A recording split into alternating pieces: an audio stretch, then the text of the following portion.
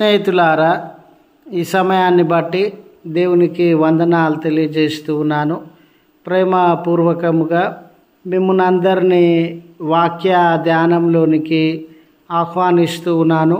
పరలోకమందు మీ ధనము సమకూర్చుకొనుడి అనే మాట యొక్క అర్థము ఏమిటో మీతో పంచుకోవడానికి ఇష్టపడుతూ ఉన్నాను.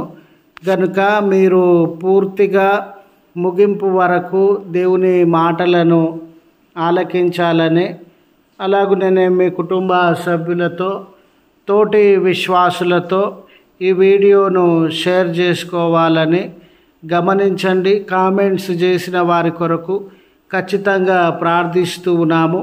మీ ప్రార్థన అక్కరలు ఏమైనా ఉండినట్లయితే దయచేసి కామెంట్స్ రూపంలో తెలియజేయవలసినదిగా మనవి చేస్తూ ఉన్నాను. ఈ వీడియో మీ ఆధ్యాత్మిక జీవితములకు ఉపయోగకరంగా ఉండినట్లయితే దయచేసి ఈ ఛానల్ను సబ్స్క్రైబ్ చేసుకునవలసినదిగా మనవి చేస్తూ ఉన్నాను. లేఖన భాగము మత్తయి సువార్త 6వ అధ్యాయము 20వ వచనము. పరలోకమందు మీ కొరకు ధనము సమకూర్చుకొనుడి, అచ్చట చిమ్మట అయినను తుప్పైనను దాన్ని తినివేయదు, దొంగలు కన్నము వేసి దొంగిల్లరు. మానవ జీవితంలో నేడు అన్నిటికంటే ధనము చాలా ప్రాధాన్యమైపోయింది. ధనం కొరకే మానవులుగా మనమందరము కష్టపడేటటువంటి వారంగా, సంపాదించేటటువంటి వారంగా ధనము, ఆస్తిపాస్తులు, భూమి, జాగలు, గృహములు, మరి వెండి బంగారములను సంపాదించుకోవడమే జీవితంలో పరమ అవధిగా మనమందరము జీవిస్తూ ఉన్నాం. మనలో చాలామంది డబ్బు మీద వ్యామోహము తప్ప వేరే వేరే బాధ్యతల గురించి ఆలోచించినటువంటి వారుగా ఉన్నారు. మనలో చాలామంది రాత్రనక పగలనక ఎన్నో వ్యయ ప్రయాసములను ఓర్చి విశ్రాంతి కూడా తీసుకొనకుండా, సమయానికి భోజనము చేయకుండా ధనాన్ని సంపాదించడానికి, ఆస్తి పాస్తులను సమకూర్చుకోవడానికి ప్రయాస పడుతూ ఉన్నారు.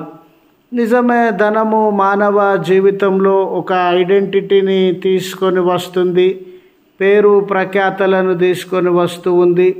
ఈ లోక సంబంధమైనటువంటి సుఖవంతమైన ఎన్నో సౌకర్యాలను అందజేసేటటువంటిదిగా ఉంది. అయితే ఒక్క విషయం ఇక్కడ మనం గమనించాలి.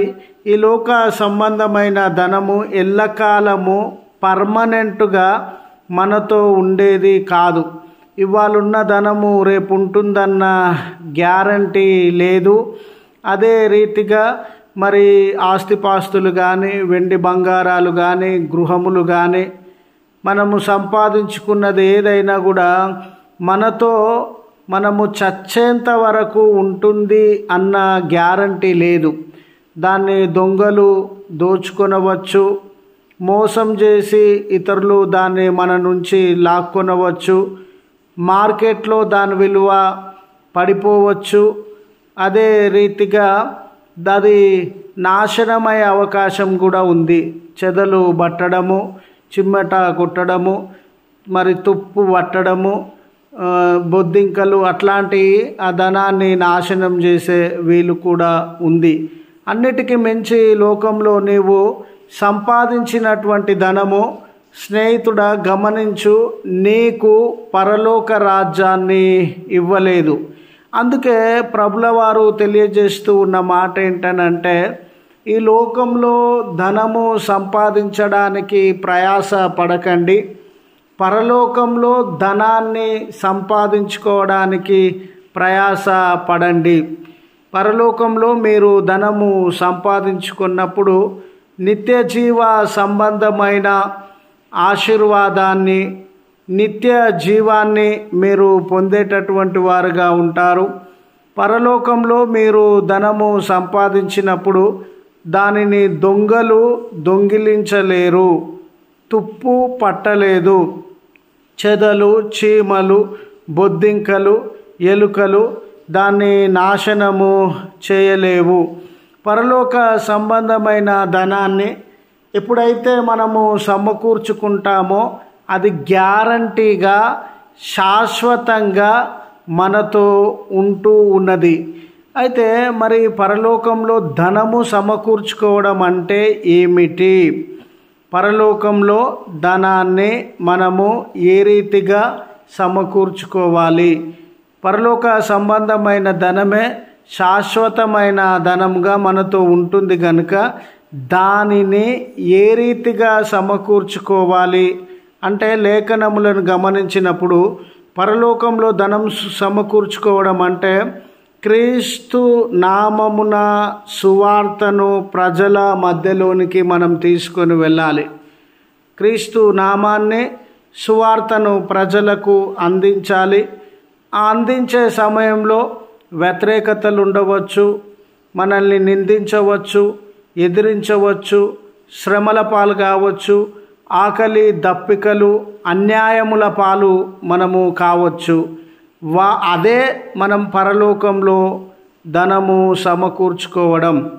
అంత మాత్రమే కాదు స్నేహితులారా, లేఖనము మత్తయి 6:14 గమనించినట్లయితే మన చుట్టూ చాలామంది అక్కర కలిగిన వారు ఉన్నారు.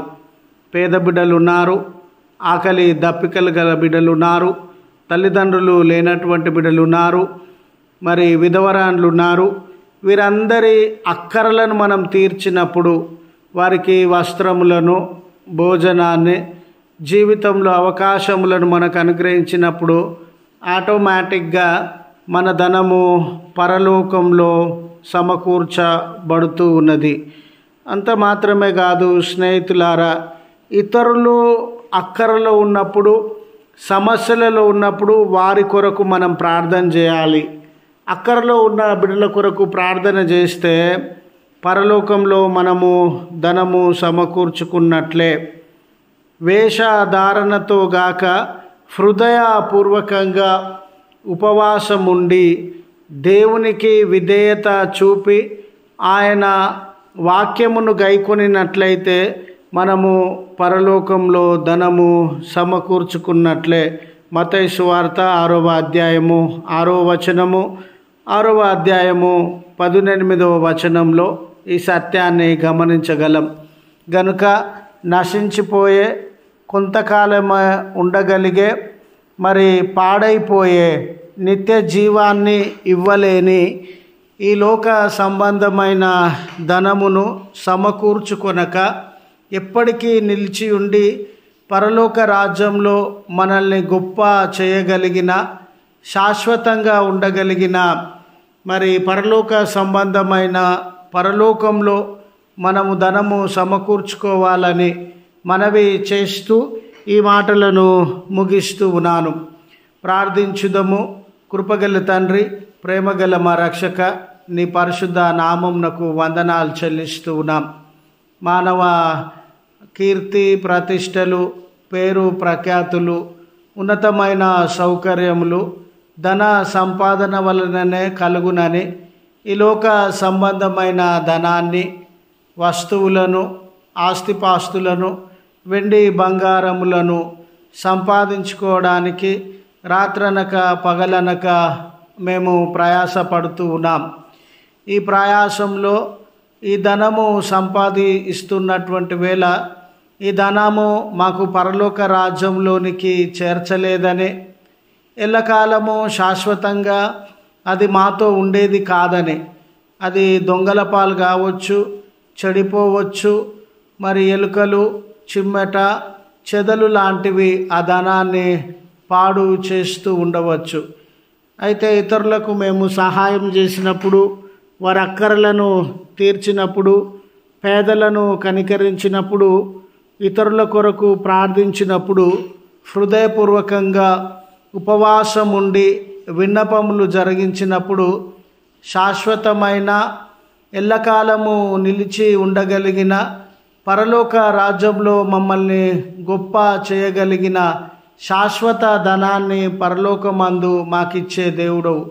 ఈ లోక సంబంధమైన సంపద పట్ల కాదు కానీ పరలోక సంబంధమైన సంపద పట్ల మేము శ్రద్ధ కలిగి దాన్ని సమకూర్చుకోవడానికి ప్రయాస పడుటకు మాకు నేర్పుమని, మమ్మను ఆలోచనతో నింపుమని ఈ ప్రార్థనలో ఏకీభవించుచున్న బిడ్డలు పరలోక సంబంధమైన ధనంలో పాలు పంపులు పొందే బిడ్డలుగా ఆశీర్వాదములతో నింపుమని క్రీస్తు పేరట వేడుకొనుచున్నాము తండ్రి. ఆమెన్.